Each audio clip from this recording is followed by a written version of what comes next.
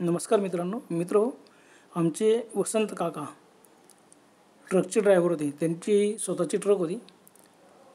आता स्वतःची ट्रक असल्यामुळे बिनधास्तपणे ते गाडी चालवायचे, कुठेही रात्री बेरात्री। वसंत काका अंमळनेरला राहतात।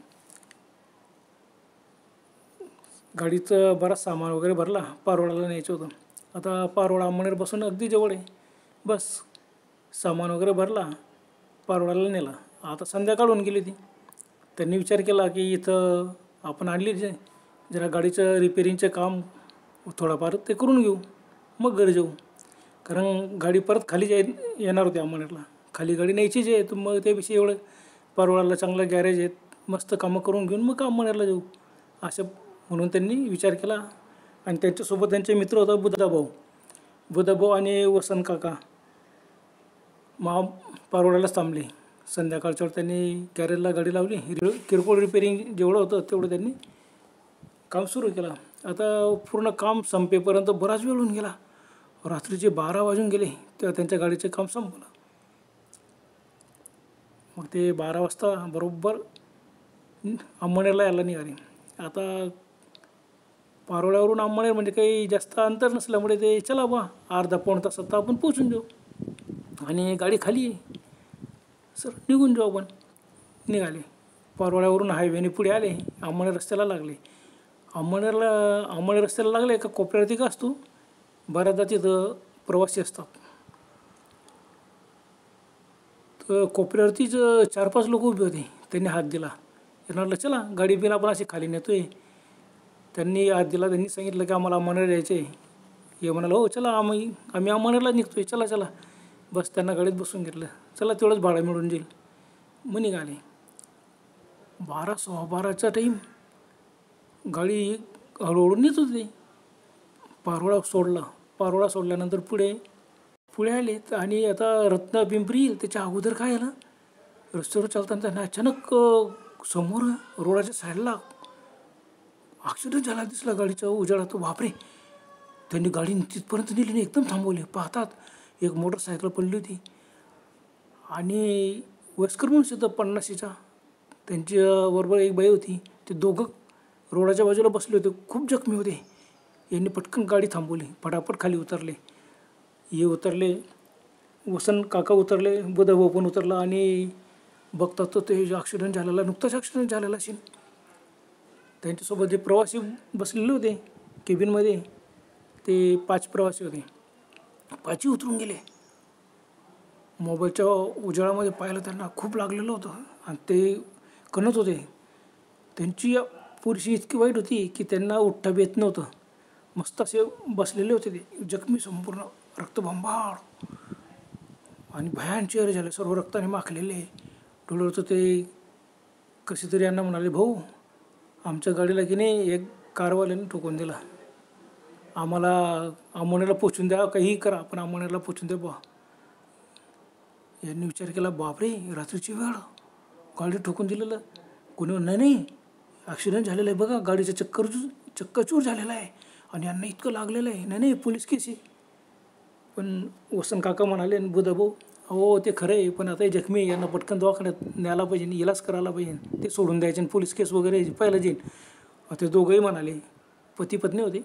त्यांनी सांगितलं की बाबा अरे बराच वेळ झाला, 1 तास झाला असेल ना, आम्हाला कारवाल्याने उडवलं आणि पळून गेला। कसं तरी आम्ही उठून बसलो, आमच्याकडं त्राणसुद्धा नाही चालण्याचं, नाही आम्हाला काही बी करा पण अंमळनेरला पोचून द्या झाला। मग सरांनी विचार केला की खरंच यांना अशा पोझिशनमध्ये इथं सोडणं बरोबर नाही। रात्रीची वेळ आहे, 12:30 होऊन गेलेला आहे आणि अशा वेळेला कोण यांना मदत करायला येणार। रात्रभर जरी असे पडले तर एखाद्या वेळेला एवढे जखमी, रक्तबंबाळ आहे, कपडे सर्व रक्त वाहतोय, डोक्याला लागलेलं दोघांच्या। ते केविलवाण्या नजरे यांचे कपाळ पाहत होते, म्हणा नाही आम्हाला पोचा हो, काही करा, आणि रडायला लागलेत। बस मग यांना दया आली। यांनी काय केलं, तर पुढे केबिनमध्ये असे रक्तबंबाळ कपडे, रक्त वाहतो, यांना काय पुढे बसवायचं आणि पुढे तर 5 लोक बसलेले होते। वसंत काका गाडी चालवत होते आणि बुधाभाऊ टी व्हीमध्ये बसलेले होते। मग आता यांना कुठं बसवायचं, महिन्याच्या गाडी खाली आहे आणि पाठीमागे तुम्हाला बसवतो, चालेल ना? त्यांना चालेल पण आम्हाला पोचवा बुवा कसं तरी। बस मग यांनी पाठीमागे गेलेत, गाडीचं मागचं ते शटर असतं ते उघडलं आणि यांना दोघांना वरती चढवायला मदत केली आणि दोघांना मध्ये बसवलं. दोघं मध्ये गेलेत. त्यांना झोपून राहा, तुमच्याकडून आता उठवलं जात नाही, चालता बी येत नाही. बस यांनी मोबाईलच्या उजेडात त्यांना पाहिलं की मस्तपैकी एका साईडला बसून राहिले. आम्ही बसून घेतो, वाटलं तर आम्ही झोपून घेऊ. मग त्यांना पटकन झोपा आणि आता म्हणत काही दूर नाही, अर्धा तासात आपण पोचून जाऊ, काही वेळ लागणार नाही, तुम्ही आराम करा तोपर्यंत आम्ही पटकन तुम्हाला दवाखान्यात पोचवतो. त्यांनी सांगितलं नाही भाऊ, आम्हाला दवाखान्यात नका पोचवा.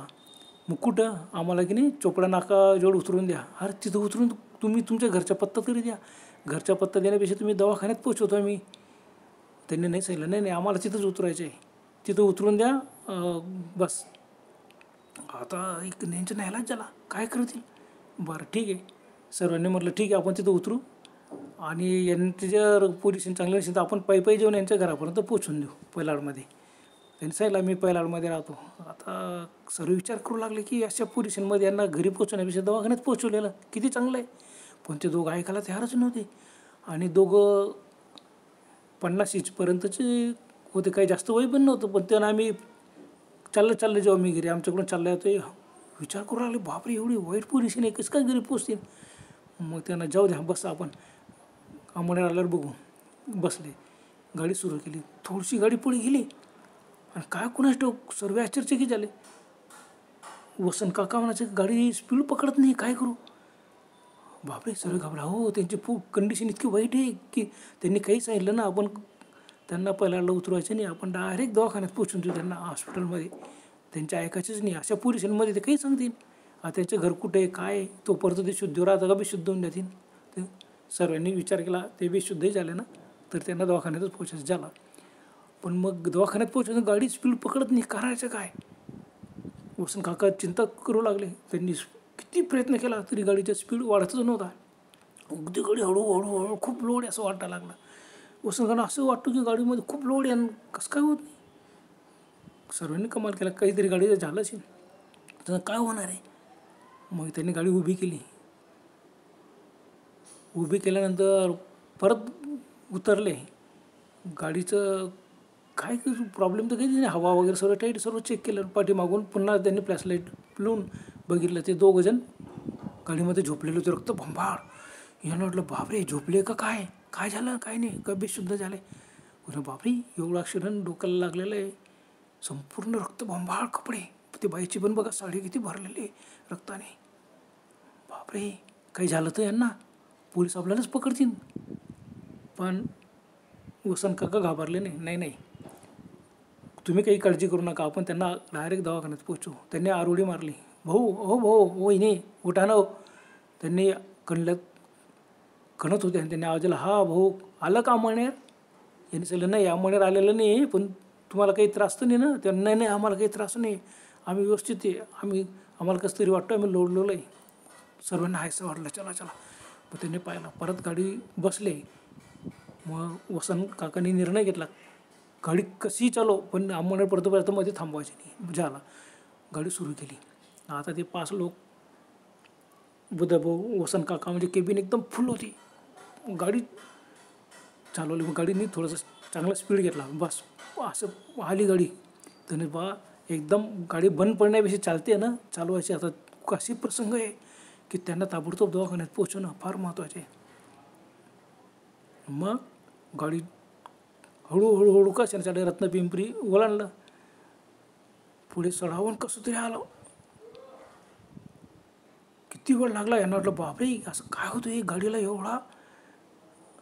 असं वाटतं की गाडीमध्ये खूप माल भरलेला आहे आणि गाडी स्पीड पकडत नाही. पण चला मंदगती काय असे ना, पहिल्यापेक्षा तर थोडीशी जोरात चालते ना, बस चालवलं आलं. पण त्यांना आश्चर्य वाटलं की आपण इतकं खाली गाडी असतो ना काय चालत नाही.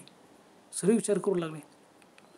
एक जण म्हणाला, अहो भाऊ असंच होतो, ज्यावेळेला संकट येतो ना त्यावेळेला आपली गाडी बंद पडते, गाडीची स्पीड कमी होतो, गाडी पंक्चर होते.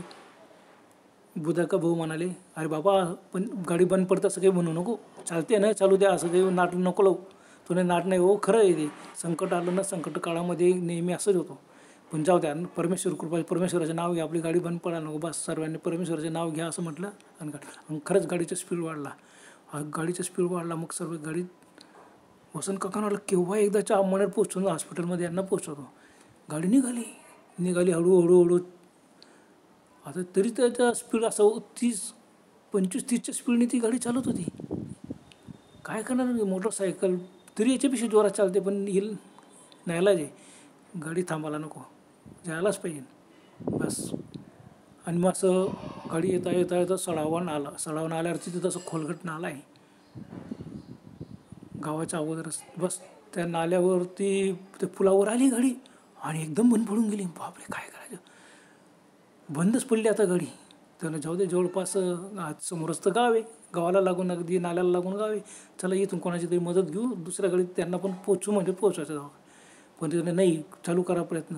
मग 5-6 लोक तर मग आपण गाडी लुटून का उपयोग, पुढे चढावे, गाडी जर उलटी आली तर तुमच्या अंगावर येईन. पुन्हा प्रयत्न करू झाला.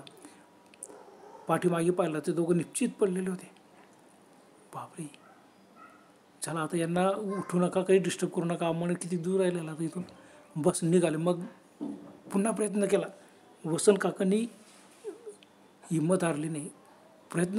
गाडीचा परत प्रयत्न केला आणि गाडी खरंच जोरात सुरू झाली आणि फटाफट सर्वजण बसले आणि त्या नाल्यातून जो निघाली गाडी वरती आल्यानंतर सडावून सोडलं.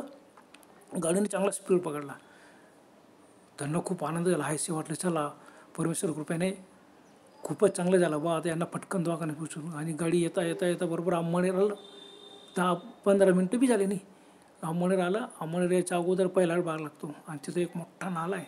नाल्यावरून तो नाला डायरेक्ट नदीला मिळतो. नाल्यावरून पूल आहे, रस्ता थोडंसं वळणायचा आहे. ते वळणाव घेतलं, पुलावर गाडी आली आणि एकदम परत बंद पडली. बापरे, आता काय करायचं, गाडी सुरूच होत नव्हती. 1:15चा टाईम होऊन गेला. काळोख, संपूर्ण अंधार सर्व. आणि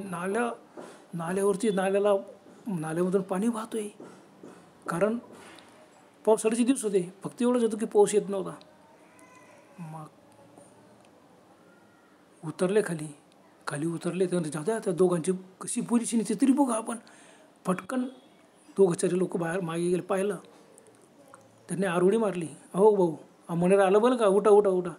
मधून काहीच उत्तर आलं नाही. यांनी पटकन मोबाईलच्या उजेडमध्ये टाकला. एकाने ते पाय ठेवून वरती कटडे घेऊन धरून तो उभा राहिला ट्रकवर. मध्ये उजेड टाकला आणि बघतो तो कोणीच नाही. तो एकदम ओरडला, हो बापरे, आणि लगेच जम मारत सर, काय झालं सरांनी, अहो मध्ये तर गायब आहेत, कोणीच नाही. गाडी चालू होती गायब कशी झाले. मग यांनी सर्व आश्चर्यचकित झाले. त्यांनी ते शटर उघडलं, सर्वांनी पाहिलं, पूर्ण खालची पाठीमागच्या भागात गाडी पूर्ण खाली रक्ताचे डाग पडलेले आणि दोघं गायब. बापरे, वसंत काका बुधाभाऊ यांना अंगाला एकदम थरकाप सुटला, घाम सुटला सर्वांना. बाकीचे घाबरलेत. वसंत काकांच्या डोकं चालत होतं. बुधाभाऊ सर्व आश्चर्यचकित, अरे झालं काय, हे गायब कसे झाले आणि रक्त बघा किती पडलेलं आहे. आता नक्की पोलीस आपल्याला पकडतील की तुम्ही कोणाचा तरी ॲक्सिडेंट केला आणि मारलं, त्यांना कुठं फेकून दिलं. असं लोक बघता कसं शक्य आहे, त्यांच्याकडून चाललं जात नव्हतं, त्यांना हात धरून मध्ये टाकला आपण आणि गायब कसे झाले. थोडंच एक जेवणाला, भाऊ बसा, पटकन गाडीत बसा. पटकन ते सर्व गाडीत बसले. गाडी सुरू केली. त्याने आजूबाजूला संपूर्ण परिसर पाहून घेतला त्याच्या अगोदर की हे गाडी बंद पडता पण उडी मारून पळाले तर नाही, तर अहो कसे पडतील, एवढे जखमी, ॲक्सिडेंट झालेला आहे ते. मग सर्व गाडीत बसले. एक म्हणाला, नाही आता विचार करू नका, गाडी सुरू करा, पळा. काय गाडी सुरू करू, बंद, अरे तू सुरू तर कर बाबा, आता ते गायब झालेले, तू सुरू होईल. आणि खरंच गाडी लगेच सुरू झाली. बापरे, पुढे गाडी आणली आणि एकदम गाडी टणटणात एकदम जोरात असे पहिला करून यायला लागले. हिच्या म्हणाला, भाऊ आता गाडी थांबवू नको, सीधं कुठं जायचे, आम्हाला दगडी दराजवळ उतरून दे बाबा, आणि तुला घरी जायचे, घरच्या कुठेच जाऊ नको. म्हणे का, तुम्हाला समजलं नाही का, अहो तिथं ते गायब झाले आणि गाडी किती जोरात पुढे आली. आणि माहिती आहे का, आज अमावस्या आहे. हो बापरे, सर्व एकदम ओरडले, अमावस्या, कोणालाच माहीत नव्हतं. आणि मग अशा पद्धतीने एकदाच त्यांना दगडी दराजवळ गाडी आली. 5 लोक तिथं उतरले आणि त्यांनी सांगितलं, भाऊ आता घरचं मोठं संकट टरलेलं, सीधं घरी जा आणि आरामशीर घरी चालले जा. दगडी दरवाजावर उतरवलं, सीधी जोरात गाडी आणली, सीधं घरीच. बस घरी पोचताबरोबर वसंत काका आणि बुधाभाऊंनी पाठीमागे घेऊन परत गाडी चेक केली. रक्ताचं संपूर्ण डाग आहे, पाण्याने धुवून टाकू बा, पोलीस आपल्याला पकडतील. पण बघतात तर काय, मोबाईलच्या उजेडात पाहिलं त्यांनी, एकही रक्ताचा डाग नव्हता, गाडी एकदम व्यवस्थित. अरे बापरे, दोघी समजून चुकली की खरंच ती भुताटकी होती. बिचाऱ्यांचे ॲक्सिडेंट झालेला असेल अगोदर आणि ते भूत असतील, त्यांना आपण गाडीत टाकलं. गाडीत एकही रक्ताचा डाग नव्हता. त्यांना भीती वाटली आणि थोडंसं हायसंही वाटलं, चला आता पोलिसांची भीती राहिली नाही. असे काही प्रसंग येतात. त्या दिवसानंतर त्यांनी ठरवलं की रात्रीच्या वेळेला खरंच आपण गाडी चालवतो, पण असा प्रसंग आपल्या आयुष्यात कधी आला नव्हता. परमेश्वर कृपेने ते दोघं त्या दिवशी वाचले. बरं तर मित्रांनो, आजपर्यंत एवढंच. पुन्हा भेटूया लवकर. तोपर्यंत गुड बाय.